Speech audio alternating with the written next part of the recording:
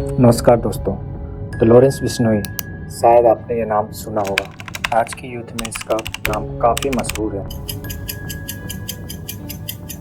कुछ लोग इसे अपना हीरो मानते हैं और भगत सिंह से भी कंपेयर करते हैं, जबकि दूसरी तरफ कुछ लोग इसे एक डेंजरस क्रिमिनल समझते हैं और दाऊद इब्राहिम से कंपेयर करते हैं।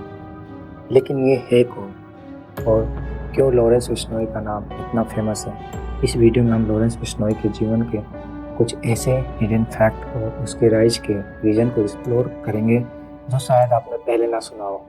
तो वीडियो के एंड तक जरूर बने रहिए, क्योंकि ये कहानी आपको नए नज़रिए से चीज़ें समझने पर मजबूर कर सकते हैं। जीवन का टारगेट क्या तुम्हारा? लक्ष्य से सलमान खान मारना जी, और कोई लक्ष्य नहीं है। सलमान खान का करेंगे, मारेंगे ही जाएंगे, जोधपुर में मारेंगे, पता लग जाएगा इनको। अभी तो मैंने कुछ किया ही नहीं, बिना मतलब के इन्वॉल्व करने। हाथी को सरफरोशी की तमन्ना अब हमारे दिल में है, देखना है जोर कितना बाजुए कातिल में है। वक्त आने दे बता देंगे तुझे ए आसमां, हम अभी से क्या बताएं क्या हमारे दिल में है। करता नहीं तू दूसरा। लॉरेंस बिश्नोई का जन्म 12 फरवरी 1993 को पंजाब के दुतरावली गांव में हुआ था। उसका असली नाम बालकरण बरार था। जन्म के समय उसका रंग दूध की तरह सफेद था, कुछ ऐसा जैसे कोई विदेशी बच्चा हो, जिसके उसके माता पिता ने उसका नाम लॉरेंस रखा। ये नाम ब्रिटिश प्रशासन के अधिकारी हेनरी लॉरेंस के नाम पर रखा गया था। और लॉरेंस एक क्रिश्चियन शब्द है जिसका मतलब होता है साफ और चमकता हुआ।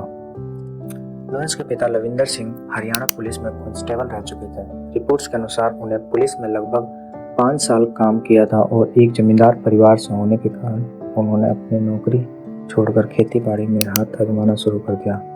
कई रिपोर्ट्स के मुताबिक उनके पास 100 एकड़ से भी ज़्यादा जमीन थी। वहीं लॉरेंस की मां सुनीता एक शिक्षित हाउसवाइफ थी जो भारतीय नारी के पारंपरिक अंदाज में घर संभालती थी। लॉरेंस का बचपन बहुत ही एक्टिव और स्पोर्ट्स के प्रति जुनूनी था। वो हमेशा फिट और स्मार्ट दिखता था। उसके माता पिता को पूरा यकीन था कि वो बड़ा होकर एक प्रसिद्ध स्पोर्ट्समैन बनेगा, जो न केवल अपना बल्कि देश का भी नाम रोशन करेगा। इसी विश्वास के साथ उन्होंने उसका दाखिला एसप्शन कॉन्वेंट स्कूल में कराया, जो एक चर्च संचालित बोर्डिंग स्कूल था। लॉरेंस को हमेशा से लग्जरी चीज़ों का शौक था। वो ब्रांडेड जूतों और बाइक का इस्तेमाल करता था। 8वीं क्लास में आते आते उसने अपनी लाइफ स्टाइल में एक ब्रांडेड बाइक और शूज़ का कलेक्शन भी जोड़ लिया था।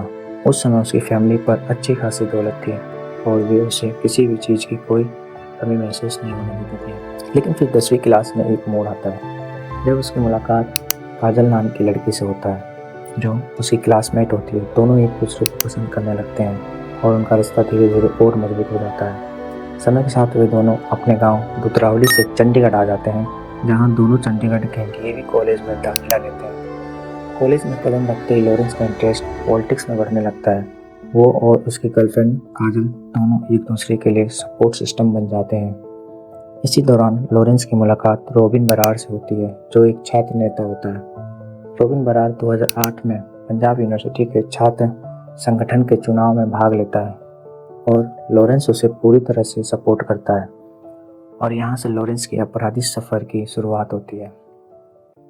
वो अपने दोस्त रॉबिन के लिए चुनाव में खड़े विपक्षी उम्मीदवारों को धमकाने के लिए रिवॉल्वर से गोली चला देता है। इसके चलते लॉरेंस पर पहली बार FIR दर्ज होती है और उस पर अटेम्प्ट टू मर्डर का आरोप लगता है। लॉरेंस और उसके दोस्तों को अरेस्ट कर लिया जाता है और यहीं वो शुरुआत होती है जब वो क्राइम की दुनिया में कदम रखता है। 2 महीने बाद जमानत मिलने के बाद लॉरेंस ने अपनी गैंगस्टर दुनिया में कदम रखना शुरू किया। इस दौरान वो कई गैंगस्टरों के संपर्क में आता है और अपना दोस्त भी बना लेता है, जिनमें जयपाल बुल्लड़, जसविंदर सिंह, रोकी और शेरा खुवन शामिल थे। जेल से बाहर आने के बाद लॉरेंस का स्वभाव और ज़्यादा हिंसक हो जाता है।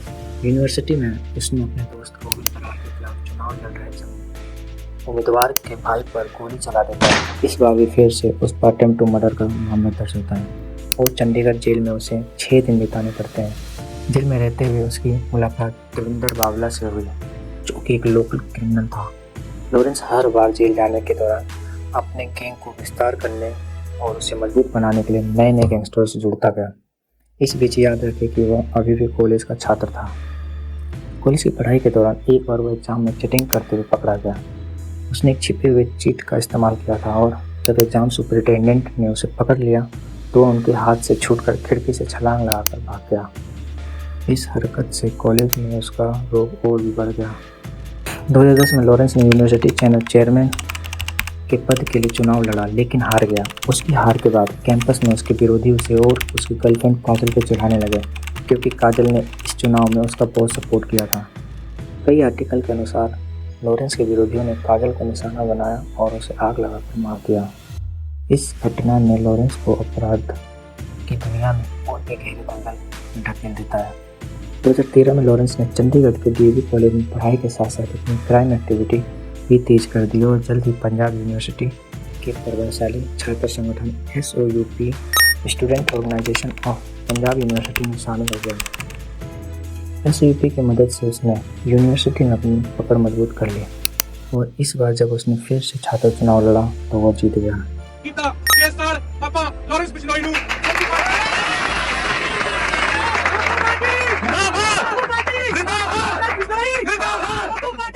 यूनिवर्सिटी में उसने कई दोस्त बनाए जो उसके इशारे पर जान देने और लेने दोनों के लिए तैयार रहते थे। लॉरेंस ने सबसे खास दोस्तों में बिक्के मिदुखेड़ा, कोल्डी बरेल, संपत नेहरा और जसविंदर सिंह थे। इन सभी ने उसे चुनाव जिताने में काफ़ी मदद की थी। बिक्के मिदुखेड़ा को वह अपना बड़ा भाई मानता था जो youth Akali Dal leader YDL के मुखिया भी था। इन सभी दोस्तों के नाम आप ध्यान से में रखें क्योंकि आगे की कहानी में इनका भी जिक्र होगा। चुनाव जीतने के बाद लॉरेंस ने अलग अलग जगहों पर अपने दोस्तों को छात्र चुनाव में खड़ा करना शुरू कर दिया। उसका मानना था कि इस तरह उसके गैंग में और लोग जुड़ेंगे और उसका प्रभाव बढ़ेगा। 2013 में पंजाब के मुक्तसर जिले के एक गवर्नमेंट कॉलेज में लॉरेंस का दोस्त छात्र चुनाव में हार जाता है लेकिन लॉरेंस यहाँ रुकने वाला नहीं था। वो चुनाव जीतने वाले कैंडिडेट को गोली मारकर उसकी हत्या कर देता है। इसके बाद उसे अंडरग्राउंड होना पड़ता है। कुछ महीनों बाद लॉरेंस का सबसे करीबी कजन अमनदीप उसके विरोधी गैंग द्वारा बुरी तरह मारा जाता है। इस घटना से लॉरेंस पूरी तरह पागल हो जाता है क्योंकि अमनदीप की हत्या के पीछे रविंदर बम्बिया गैंग का नाम सामने आता है। इस गैंग और लॉरेंस बिश्नोई गैंग के बीच की दुश्मनी काफ़ी पुरानी और ख़तरनाक है। दोनों गुटों के बीच बदले और पावर की लड़ाई में कई मर्डर और हमले हो चुके हैं। ये गैंग्स लगातार एक दूसरे पर अटैक करके अपने दबदबे को बनाए रखने की कोशिश करते रहते हैं और अगले 2 साल तक वो अपने कजन के कातिलों का पीछा करता है। और अमनदीप सिंह का बदला लेने के लिए लॉरेंस बिश्नोई ने कई बार प्लान बनाए और सोशल मीडिया पर इस दुश्मनी की झलक अक्सर देखने को मिलती थी, जहाँ कि लॉरेंस बिश्नोई के लोग खुलेआम बम्बिया गैंग और उसके साथियों को टारगेट करने की धमकियाँ देते हैं। बम्बिया गैंग ने कई बार बिश्नोई गैंग के खिलाफ हमले की कोशिश की है लेकिन कई मौक़ों पर पुलिस ने इन प्रयासों को नाकाम कर दिया। इन दोनों गैंग में हमेशा मुठभेड़ हुआ करती थी जिसके कारण अब पंजाब पुलिस की नज़र लॉरेंस पर थी और उन्होंने उसे अपने मोस्ट वांटेड लिस्ट में शामिल कर लिया। 2014 में राजस्थान के बालाजी मंदिर जाते वक्त पुलिस ने उसे धर दबोचा और उसके 4 साथियों के साथ रोपड़ जेल में डाल दिया। हालांकि ये जेल में उसका पहला लंबा अवधि नहीं होता क्योंकि 21 जनवरी 2015 को उसकी कहानी में एक नया मोड़ आता है। लॉरेंस और उसके साथी पुलिस से भाग निकलने का प्लान बना चुके थे। जब वो पंजाब के अबोहर कोर्ट से रोपड़ जेल लौट रहे थे तो पुलिस की वैन दोहरी गांव के एक ढाबे पर लंच के लिए रुकी। इसी मौके का फ़ायदा उठाते हुए लॉरेंस के साथी जो ढाबे के बाहर उसका इंतज़ार कर रहे थे, उन्होंने ढाबे के बाहर पुलिस वैन को ब्लॉक करने के लिए अपनी स्विफ्ट और इनोवा कार खड़ी कर दी। फिल्मी अंदाज में वे लॉरेंस को पुलिस की वैन से निकालकर अपने साथ फरार हो जाते हैं। पंजाब पुलिस अब एक्शन में आ जाती है। 5 मार्च 2015 को फरीद कोर्ट के एक मुठभेड़ में के बाद लॉरेंस को दोबारा अरेस्ट कर लिया गया। उसके पास विदेशी हथियारों का एक बड़ा जखीरा बरामद किया गया, पर कहानी यहीं ख़त्म नहीं होती। जेल में रहते हुए भी लॉरेंस अपनी क्राइम एक्टिविटी को चलाता रहा। शायद आप सोच रहे होंगे कि जेल में रहते हुए कोई कैसे अपने गैंग को कंट्रोल कर सकता है, इसलिए शुरुआत से ही आपको उसकी हर एक्टिविटी को विस्तार से बता रहा हूँ। ये पहली बार नहीं था कि वो जेल में था, वो पहले भी कई बार जेल जा चुका था और हर बार उसने नए नए गैंगस्टर से मेलजोल बढ़ाया। हरियाणा, पंजाब और राजस्थान में उसने अपने नेटवर्क कॉलेज के दिनों से ही बना लिया था। अब बड़ा सवाल ये था कि जेल में बैठकर बाहर के गैंगस्टरों से संपर्क कैसे करता था। असल में जेल में उसकी सेटिंग इतनी मजबूत थी कि वह अवैध मोबाइल फ़ोनों का इस्तेमाल कर बाहर अपने साथियों से आसानी से संपर्क कर पाता था।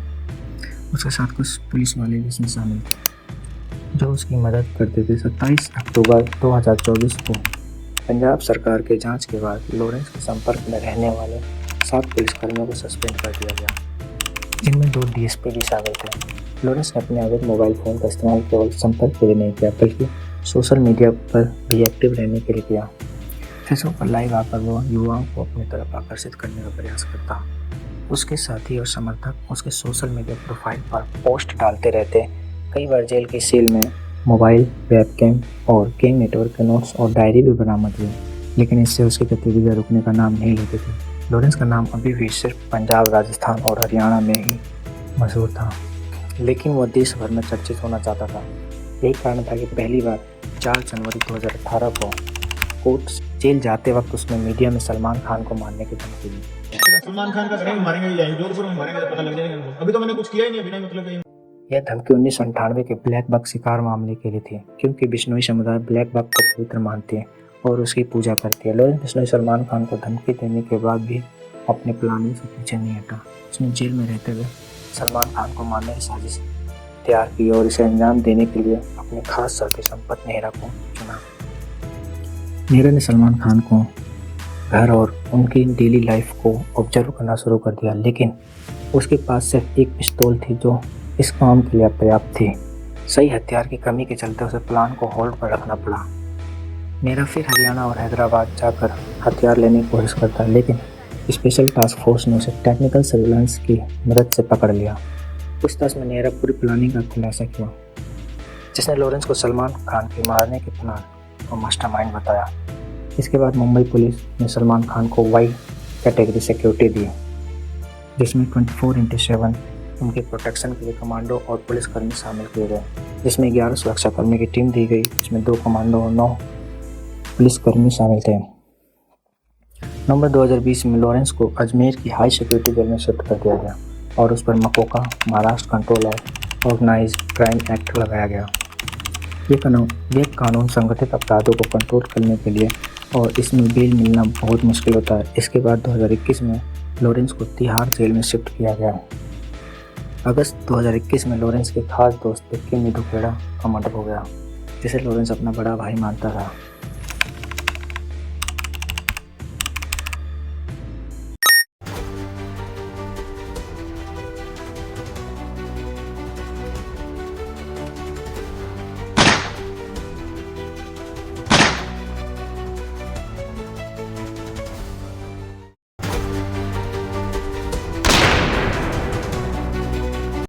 विक्की की हत्या बम्बिया गैंग ने की थी और इसकी जिम्मेदारी उन्होंने सोशल मीडिया पर ली थी।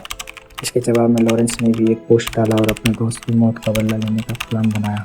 29 मई 2022 को लॉरेंस ने पंजाब के मशहूर सिंगर और रैपर सिद्धू मूसेवाला पर अटैक करवाया, जिसमें उनकी मौत हो गई। लॉरेंस ने अपने शूटर्स को काम पर लगाया, जिन्होंने AK-47 से 30 से ज़्यादा गोलियां चलाई। इस घटना ने पूरे देश को हिला दिया। शूटर्स ने कंफर्म करने के लिए मूसेवाला के पास जाकर चेक भी किया कि वही कहीं वो जिंदा तो नहीं। इस मर्डर की जिम्मेदारी लॉरेंस के कनाडा में बैठे साथी गोल्डी बरार ने एक पोस्ट के जरिए ली।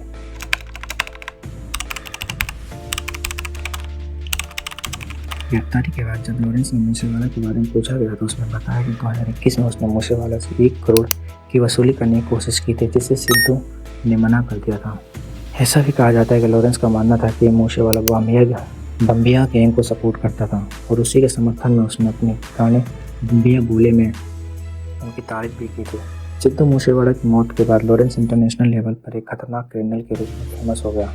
मूसेवाला ही नहीं, लॉरेंस और गोल्डी बरार ने कई पंजाबी आर्टिस्ट को भी वसूली के लिए धमकाया था।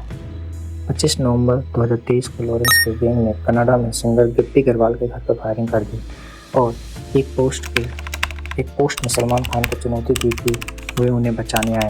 अब लॉरेंस सिर्फ मर्डर और गैंगवार तक ही नहीं बल्कि ड्रग्स तस्करी में भी शामिल हो चुका था।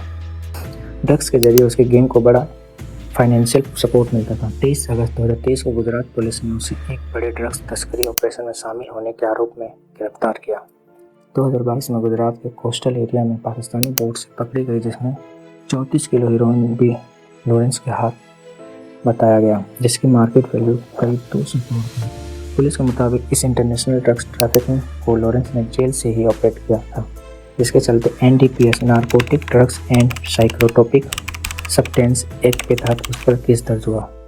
इसके बाद लॉरेंस को गुजरात के हाई सिक्योरिटी जेल में शिफ्ट किया गया, जहां उसे आइसोलेशन में रखा गया ताकि उसका किसी से संपर्क ना हो सके।